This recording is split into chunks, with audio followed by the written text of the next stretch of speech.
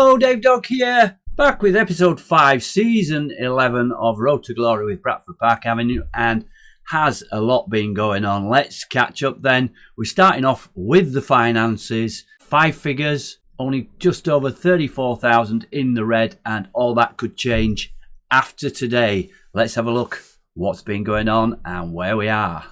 So the last video saw us gain a creditable 0-0 draw at League 2 Crawley in the second round of the FA Cup. It's been up and down since then.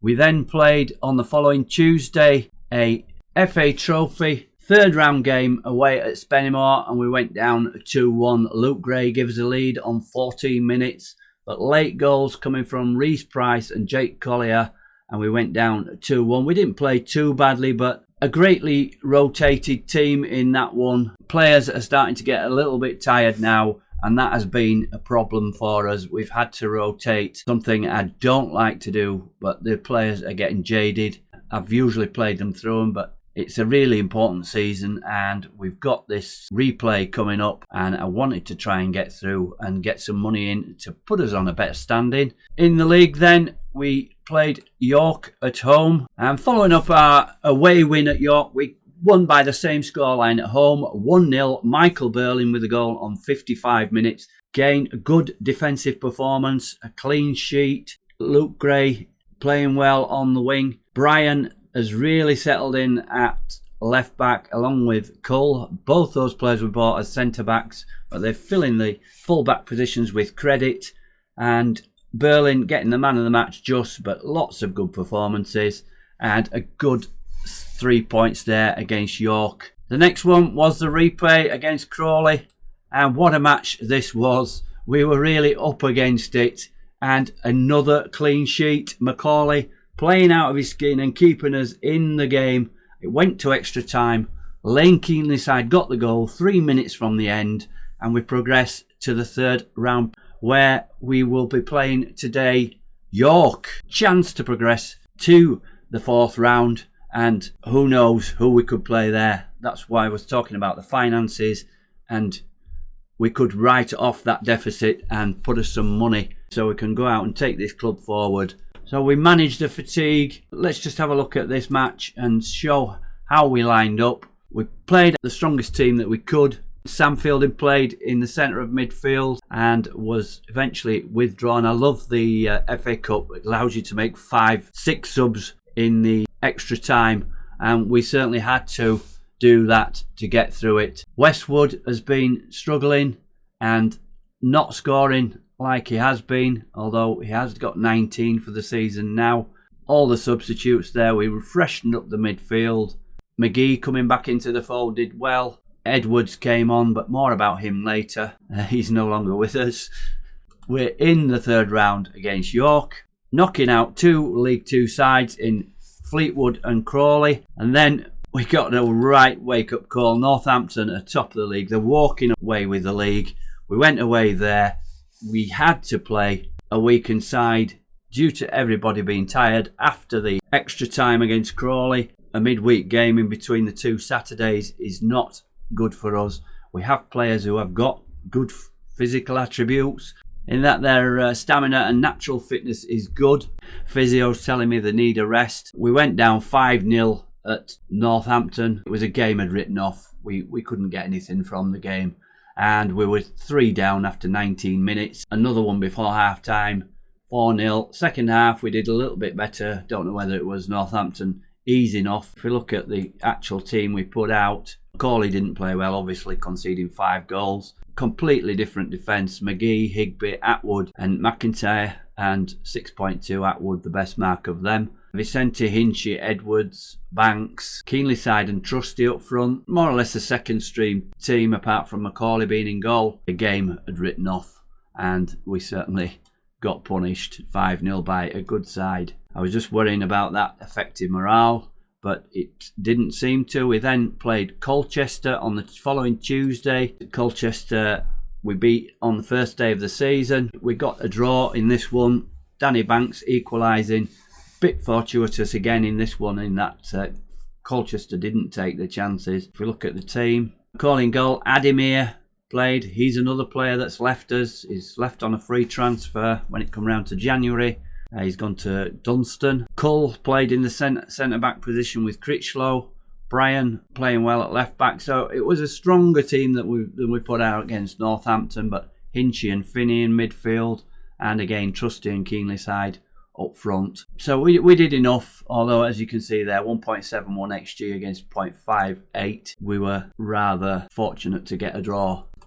So the next game, home to Rochdale. They're about 8th in the league. A good performance here.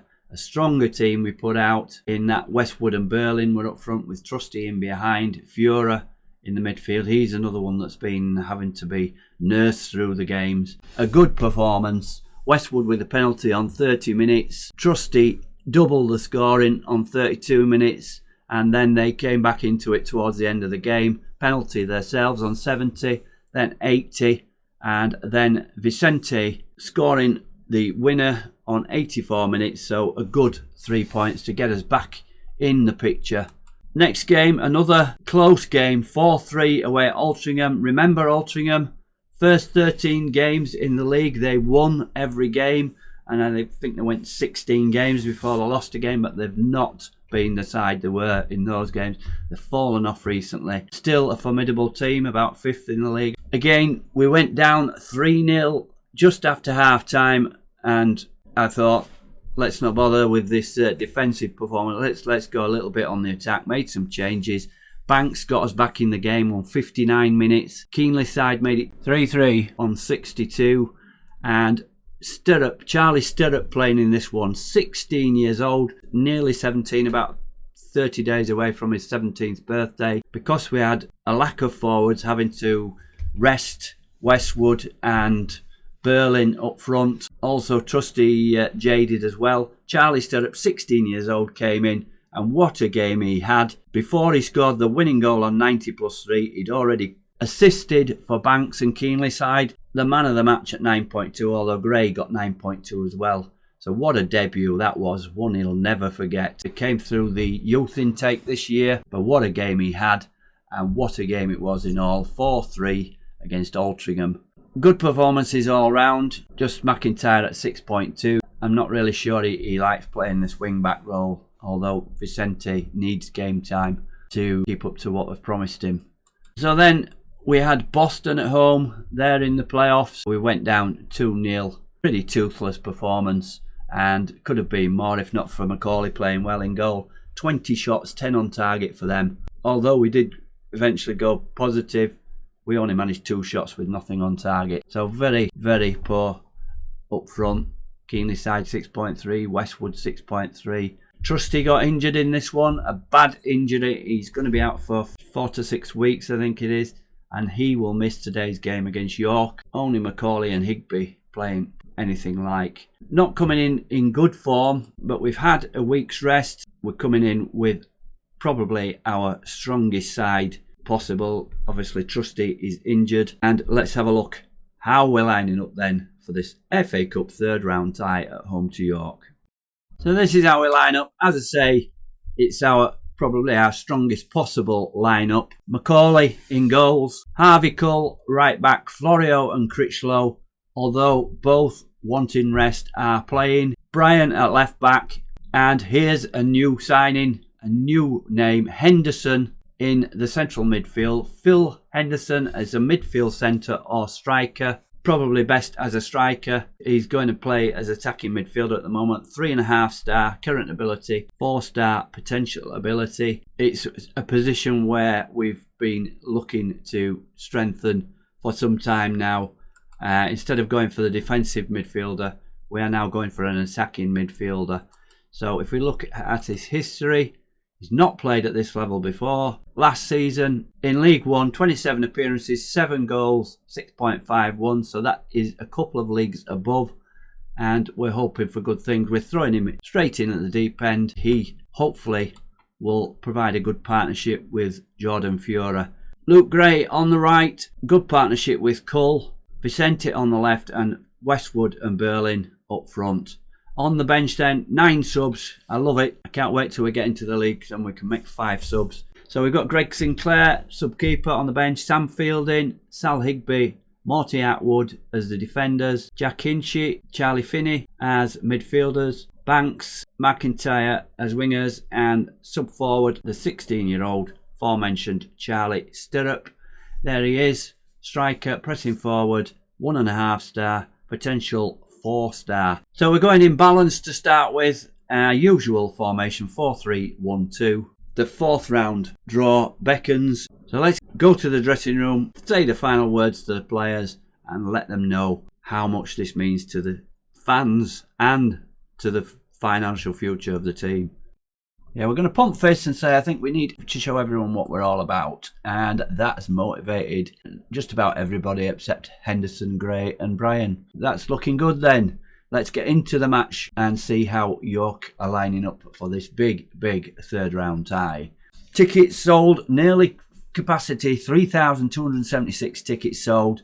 You would think it would have been a capacity. A capacity is 4,000 these days, but all good income there. They are 4-2-3-1 York. We beat them twice this season so far. Can we make it a hat trick? Let's get into the game. And away we go. It's the first highlight to York. As usual, rain coming down. But Westwood, I thought he was going to get a tackle in there. Chapman's running and opening goal. Second minute, Ellis Chapman. Nobody stopped him. And Macaulay let that one in. You've got to say whether he was unsighted or not. I don't know. But poor goal to concede. Look at this throw-in. Chapman, acres of space. I thought Westwood was going to get a foot in. But we let him run. And passes in, probably unsighted Macaulay there, and it's not a good start. Let's encourage, and we've got to do better than that. And it's York coming out of the blocks quickest, better XG. We've had one shot on target each. They are the favourites with the bookies, 5-4. We are 15-8. Both teams have recent league records the same, 1-2, drawn 1, lost 2. So there's nothing much in this game. There's a big gap between our defensive line and midfield. Is there? Not much happening since that goal, and we have the better of the momentum. Let's just hope we can get back in this game, and maybe a half-time team talk will do something on that basis. We've made one mistake. Here we are. Corner, Gray puts the ball in and head it out by York, but we're picking up by Vicente again. Passes it to Gray. Gray, can he get a good ball in? He does. Berlin's in there. Berlin is the man subject to a transfer bid from Forest Green in League 2, and we've rejected that transfer bid. 21,000, I think 21,500. His value is 0-60 or something like that. Sounds more like an acceleration rate for a car. Gray, good ball in. Berlin gets away from the defence.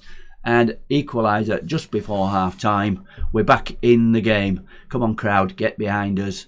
And it's another highlight in added time. Bert Bryan, long ball across the pitch. Don't like those. We don't ask the players to play those balls, but it's just a game, a way of giving it back to the opposition.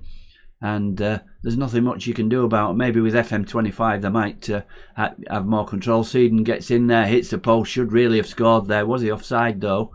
No, he wasn't. And a big chance missed there for York, and a let-off for us. And it's 1-1 at half-time. Nothing much between the teams. 4 shots for us on target, 3 for York. They've had the better of the possession. Let's get into the dressing room and see what we can do to G the boys up for the second half. We can very much win this match. Keep the hard work going and the result will come. I'm going to say that one. And that's inspired Macaulay. Nobody else. Fiora's aggressive as usual. Let's get into the second half then. We'll keep on balance. This usual AI sub at half time. Usually a centre back. Why is it so predictable? Something that they must have to look at. FM25 just around the corner. And this save will be wrapped up, as I've said before, and given the ball away. But we've got it back again. It's one of those highlights. We don't know what it's going to be. Brian making a run forward on a yellow card. Plays it to Vicente. Vicente's behind his man. Crosses low into the box, and York defender gets in there before Berlin this time, and we have a corner. 59th minute. Vicente with the corner. Plays a long ball to the back post, and don't know what happened there. Keeper's lost it, but cleared away by the defender. We've still got this attack going. We're keeping the pressure on, although there comes an end to that highlight. We're going to go positive now. We've took control of this game, and we really need to demand more and get the winning goal. 72 minutes. Let's have a look, see if we can make a sub then. We're going to take Westwood off and bring the youngster on. We're going to bring Stirrup on. For your first viewing of this guy, we're just going to swap these around because he is a pressing forward. Berlin is also a pressing forward. What else can he do? Can he play poacher? Not as well. Let's have him as a target forward. How tall is Berlin? 6 foot, heading 8, jumping reach 12. Yeah, we'll see if we can knock some balls down for Stirrup. That's shown how much Westwood has fallen since last month. He won the Player of the Month and the Young Player of the Month last month. He's had fitness problems, and apart from a penalty, I don't think he's actually scored since. We'll just make the one change for now. We've gone positive. We brought the youngster on. Can he do it like he did in his debut? Tom McCauley suffered a stub finger, but he should be able to play through it. He certainly will. Let's have another shout and demand more. Not many highlights in this game, but we have one here. 86 minutes, a throw-in on the left. Brian in, Vicente into Henderson. Henderson, yes, the new man. What a turn and finish. He's a hero straight away. What a signing we've made. Much better than the outgoing man that really didn't do anything for us in a defensive sense. And Vicente puts that ball in, turns well and slots it in the corner. 2-1 up, 4th round. We're heading for it. Let's see if we can hang on. Let's have a look, see if we can make some more subs then. Pritchlow is at 6.6. Don't really want to upset the defence at all. Let's just pull Vicente back into a 4-4-2. Can he play as a support? Yep, just as well. So we're going into a 4-4-2. We're just going to drop back to balanced. We're going to change our tempo and passing directness and be more disciplined. This is asking for trouble with 3 minutes plus added time to go, but let's confirm that we're not making any more changes, just the one change, and see if we can get through. We're into added time, 6 minutes of added time, so we're going to move on to now wasting time. This is what we do when we get to extra time and want to hang on to the game. There we go, and hopefully we can get through this, but it's a throw into us. At least we're attacking. Cull to Gray, keep hold of this ball. Cull cross in, Vicente misses that. Looked like it might have been a penalty, that. And it's going to be a breakaway, but Brian gets in there. Tackle, what a player he is. We've really made some defensive signings this season. Stirrup, the youngster, he's a good passer of the ball. Gray's in, hits the post, could have made sure there. And Stirrup, I'm loving this guy. He's got maturity beyond his years, but we're still on the attack. Brian, keep that ball in the corner. What you do? He's wasting time, isn't he? Wasting time with a throw-in. He's already on a yellow card. Watch it, guy. That looked like a foul throw to me. What a funny tackle that was when Lawrence dived in, sliding tackle, nobody there. Some real strange animations on this game. Brian, he's wasting time again. He's going to get sent off, isn't he? He's going to get sent off. He would do in normal game. But Brian still taking this throw-in to Vicente. We're keeping the ball. Plays it into the box. He shouldn't have done that. He should have kept it at the corner. We're not going to get a goal, are we? No, we're not. That's it. Full time. 4th round. What a game. We've beat York 3 times this season and played it right, if I say so myself. Keeping our strongest team. And look at Stirrup, came on 7. What a game. Nobody playing that badly. You can't say York had a great deal of chances after the first 30 minutes or so. XG, we won it. Less possession, more corners, and through to the next round and deserving. Gray getting the man of the match, but Henderson, a good debut from him. Vicente even having a good game. And who's got through? Let's have a look. Leeds are through. Can we play Leeds away? Just to mention on the Edwards transfer, we got an intermediary involved because he wasn't selling. Although we had to pay a little bit of money to that intermediary, it certainly worked. It's a workaround by the game, I think, in that this wasn't happening automatically. And it sends a reminder to them to get a club to bid for a certain player. I don't know whether it works all the time. First time I've used it. But if we see Frankie Edwards, £16,000 to Stockport, that money well received for a player we got for nothing, I believe. Let's just look back at last season. Yeah, Frankie Edwards free. So we got him in December 31 and in January 33, just over a year's time. We've made 16 grand out of that. So that is a part of the game that really needed to change. You have decent players, but previously you put them on the transfer list, nothing happened at all. At this level of the game anyway, I don't know about higher levels. We just need to hold off Forest Green now for Berlin. So, new gate receipts record, £60,000 from the game against York. A new club record, the previous record was 40,000. So here we go then, the last 32, set 37 teams going to that, 16 matches, the FA Cup 4th round draw. So let's view the draw then, start the draw. Big teams in this one. And Leicester, that won't be bad. Man U, 2 Premier League teams. Well, current Premier League teams, I don't know what they are in this game. Man City, could get this one. Yes, Manchester City away. We couldn't have a better draw money-wise. Anyway, we're going to get absolutely thrashed unless they play their reserve team, and then we might just lose. But Bradford Park Avenue cannot compare to Manchester City's stature or reputation, but for this tie, they'll be on a level footing and anything can happen. I very much doubt it. What crowds do they get? Let's have a look. 53,000 against Salford. What sort of money are we going to get in from this? I'm just overjoyed. It's my best feeling ever in Football Manager. Manchester City away. That will be our next video. Let's just complete the draw and advance to end. And these are the ties, just in case anybody else is interested. Who have Leeds got? Leeds are away to Liverpool. Fancy bringing Manchester City back to the Horsefall with a 4,000 capacity. Nah, it's not going to happen, is it? Let's just enjoy that we're going to be playing a great team and a big crowd. Definitely be on the telly as well, so we're going to get money in from that. Bradford Park Avenue will play Manchester City. It's at the Etihad Stadium on Saturday, the 5th of February. Top of the Premier League as well. Let's have a look. They've lost 2 games and are 7 points clear of Chelsea. Hey! We couldn't have got a tougher draw, but I'm really, really happy about that. Let's just have a look at that schedule then. There we go. Man City on the 5th. We've got 4 games in the league. I haven't shown you the league table. It's a good job we're more or less safe because those players are just not wanting to be playing against this. I may play weakened teams. Let's just show you the league table before we go.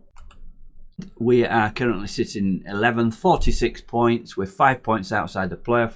Until that loss against Boston, we were only 3 points outside the playoffs. It's an outside chance, but I'm really happy just to be staying in this league. We're also 23 points, double points, the relegation zone. We've got 17 games to go, 18 games to go of Solihull. I usually say a point a game. It's 18 points. We are 23 points. We are safe as far as I'm concerned. And look at that. Top scorer, Westwood in the league. We're going to be in the National League again next season. I would say it would take a real change of fortunes for us to get drawn into any relegation fight.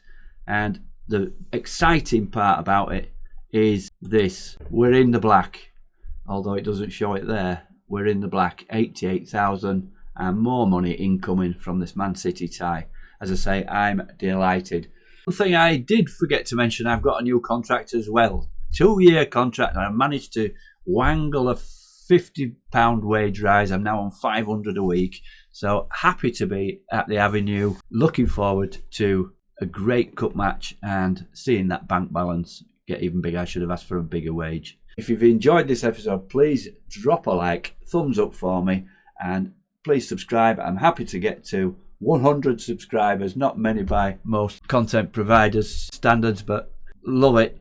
Every one of you and anybody who comments to me, you will know that this is far and away from where we ever expected to be after those first few seasons, and from season 10 onwards it's got even better. So join me back again for the next episode, where we'll be playing at the Etihad against Man City away, and hopefully we don't get hammered too many. Thanks a lot for watching. This is Dave Dog for now. Goodbye.